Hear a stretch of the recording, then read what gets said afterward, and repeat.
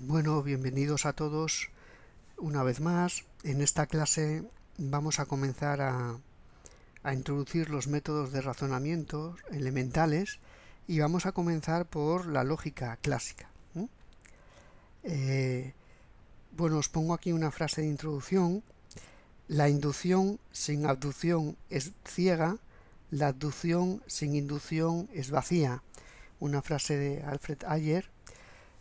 Os puedo decir que cuando entendáis esta frase, habréis entendido la aplicación de los métodos de razonamiento lógicos.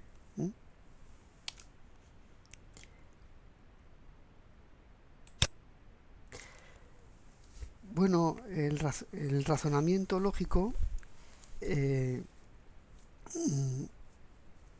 un tipo de razonamiento que se concibe como una estructura inferencial, donde vamos a partir de unas premisas para llegar a unas conclusiones. Es decir, desde las premisas establecemos inferencias, así se llama, proceso inferencial, para llegar a una conclusión o conclusiones.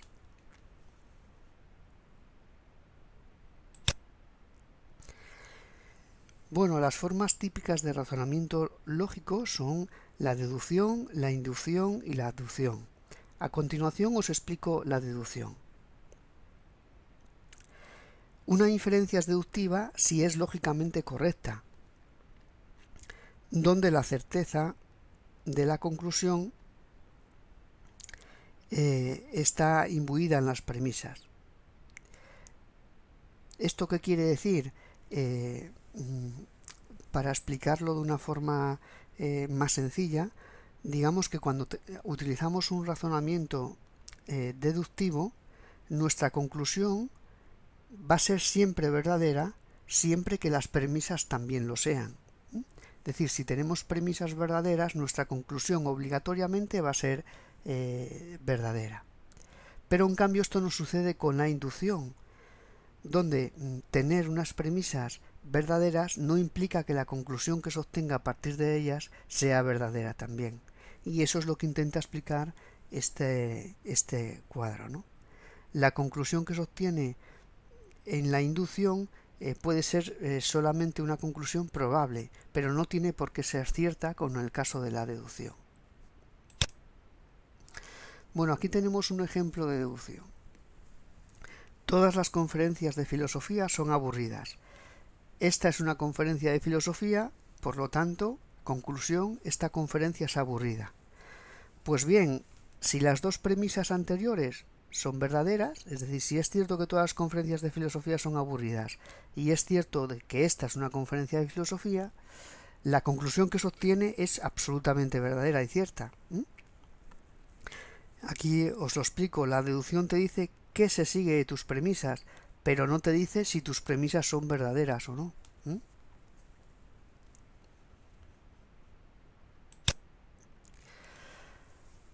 Bueno, para la inducción os voy a traer el clásico ejemplo del pavo de Russell, ¿no? Bueno, antes de continuar con la inducción, que no quiero dejarlo para más adelante, deciros que en la deducción se va de lo general a lo particular. Es decir, tenemos unas premisas de tipo general y sacamos una conclusión de tipo particular. Mientras que en la inducción sucede justamente al revés. Nuestras premisas son de tipo particular y llegamos a una conclusión de tipo general.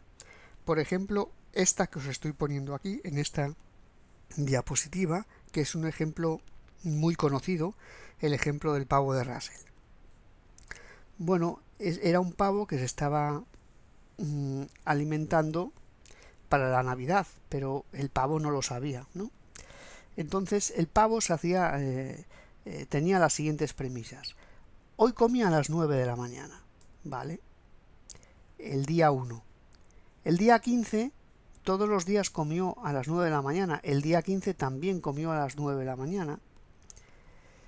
Hasta el final de mes, que también comió a las 9 de la mañana. Entonces, basado en estas premisas particulares, el pavo saca una conclusión general, que es que siempre comerá a las 9 de la mañana, ocurra lo que ocurra.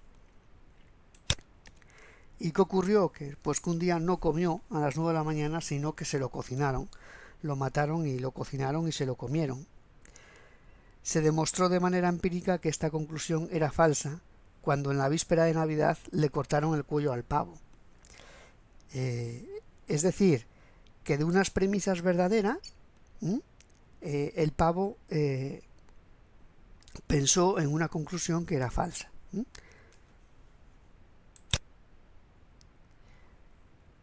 Bueno, luego está el otro método de razonamiento.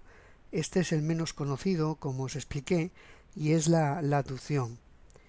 En principio, la aducción fue descubierta ya por Aristóteles, pero fue Charles Sanders Peirce el que le dio la categoría que ahora tiene, ¿verdad?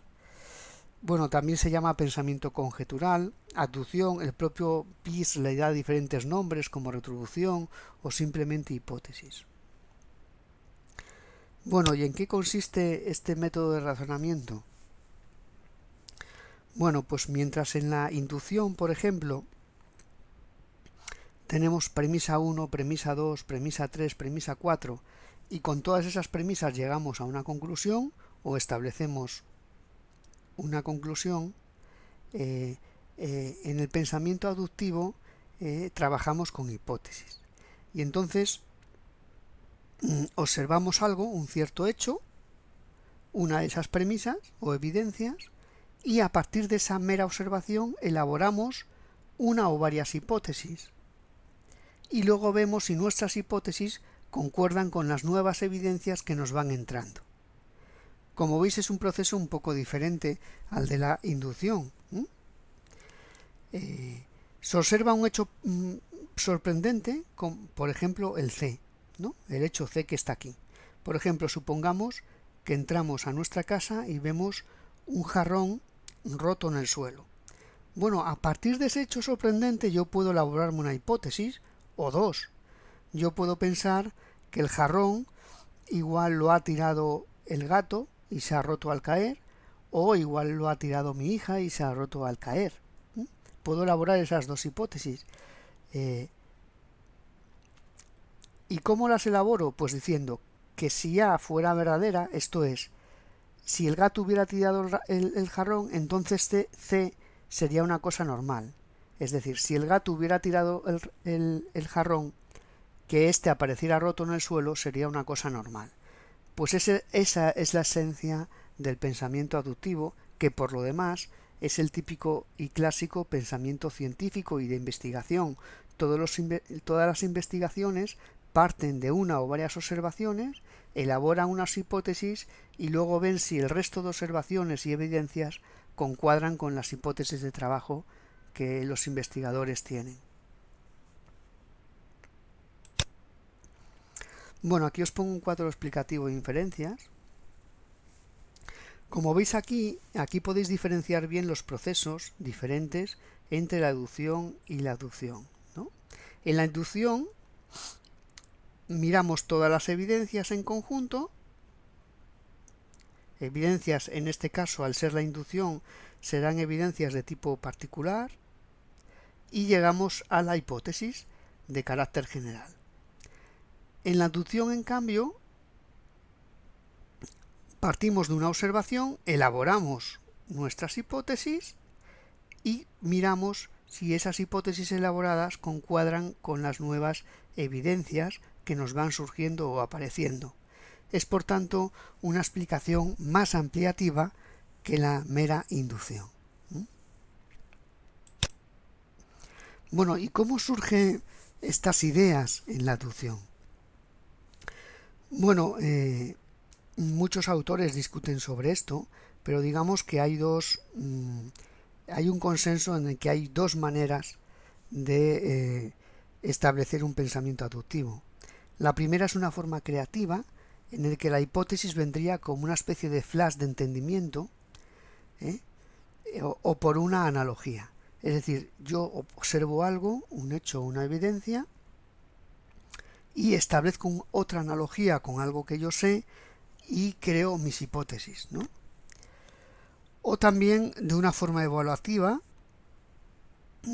mediante una inferencia a la mejor explicación. Es decir, busco la mejor explicación para la evidencia que yo he observado o que tengo y genero hipótesis a partir de esto, ¿no? Bueno, pues estos son los cuadros explicativos de inferencias basadas en la aducción. Bueno, como os dije ya en otro vídeo, pues la aducción es el método de razonamiento lógico menos conocido. De hecho, la gente cree que la aducción es algo que tiene que ver con los ovnis o los extraterrestres. Sin embargo, podéis observar aquí cómo no es así. Es también el método de investigación más importante porque sintetiza los pasos de una investigación científica. El famoso personaje de Sir Arthur Conan Doyle, Sherlock Holmes, en sus investigaciones no utiliza la deducción como mucha gente cree saber, sino que utiliza la aducción inductiva o la inducción aductiva, según se quiera llamar, ¿no? Por ejemplo, cuando él hace una premonición de la profesión de un personaje a partir de un detalle que él observa, pues está haciendo aducción realmente. Él observa un detalle en el personaje, crea una hipótesis de a qué se puede dedicar ese personaje y luego examina más al personaje para ver si las nuevas evidencias concuadran con su hipótesis de cabecera. Bueno, pues hasta aquí la explicación de los métodos de razonamiento lógicos. Os voy a poner un ejercicio para que practiquéis las inferencias, sobre todo la deducción y la inducción, para que diferenciéis cuando un argumento es deductivo o inductivo. Un saludo.